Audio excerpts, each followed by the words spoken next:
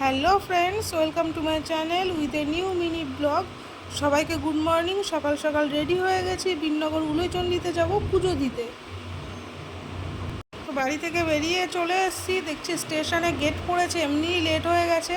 Actually এখানে ভোরবেলা যেতে হয়, যত ভোরবেলা যাওয়া যায় তত ভালো করে পুজো দেওয়া যায়।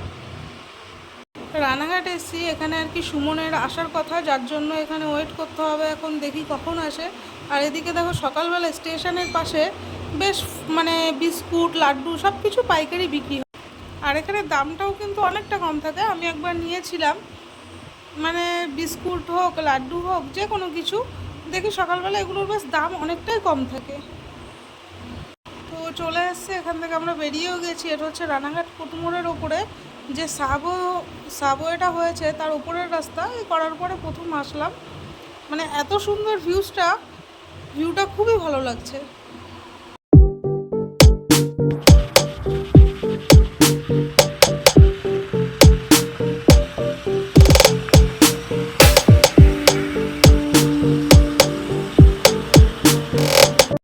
যাই হোক, চলে এসেছি পুজোর এখানে, গাড়িটা গ্যারেজ করে রেখেছি।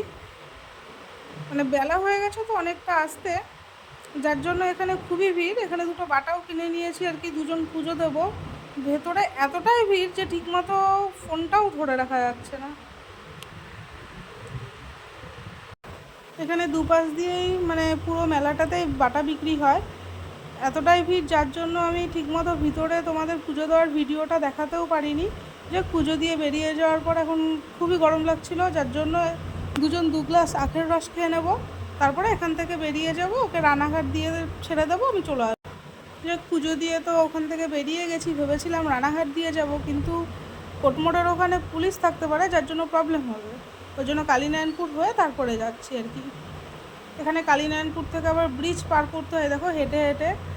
বেশ নদীর ওপর দিয়ে এখানে ব্রিজ রয়েছে, এই ব্রিজটা হেঁটে পার করতে হয় আর কি গাড়িটা নিয়ে। ওকে রানাঘাটে ছেড়ে আমি বাড়ি চলে এসেছি। তো ব্লগটা এখানেই শেষ করছি। বিকালে আবার যাব, চাকদাতে যাওয়া আছে। গিয়ে কি করছি না করছি সব কিছু তোমাদের সঙ্গে শেয়ার করব। এখনকার মতন বাই বাই।